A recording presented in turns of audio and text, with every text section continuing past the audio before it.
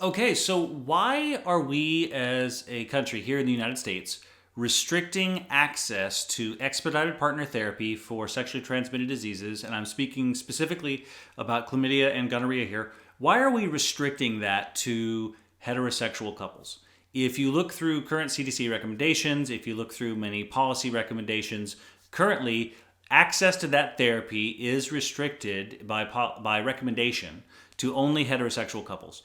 And when you look at that at first glance, that seems rather discriminatory. And I think that it's important to sit through and talk about some of the potential justification for that policy. And then let's start thinking as a society, is that a policy that we want to continue? I'll go ahead and admit my bias here up front so that I'm being as open as I can. I do not think this policy should stay in force, and I think that everyone should have access to the treatment if it's considered a good treatment. So let's go through some of the potential justification from the side of institutions that might want to restrict this. There is and has been described in many of the documents. I'm going to link an interesting research paper about it below. A concern that because of maybe having higher co-infection rates or potentially having higher drug resistance rates, that those who are men who have sex with men, that they should not have access to this treatment because they need to be physically seen in an office and evaluated and tested for other things in order for them to get complete care.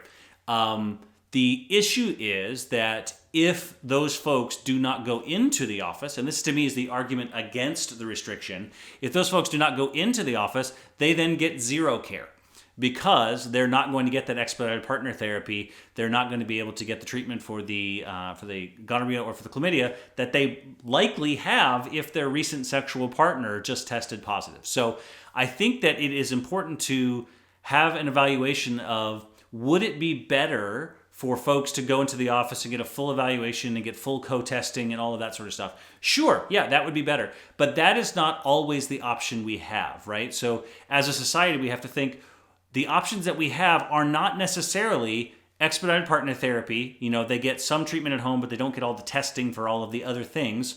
Or you come into the office and get a full visit, full evaluation, full testing.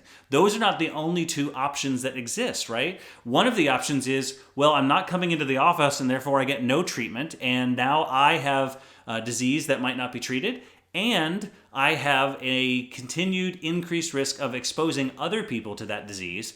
And that is the third option that is potentially not being given enough credence when it comes to this policy of restricting this expedited partner therapy to heterosexual couples. So it does make sense to me to maybe start thinking about, let's be honest about the actual things that we have and the choices that we exist. And maybe let's not let perfect be the enemy of good. And sure, it might be better if everyone went in and got tested.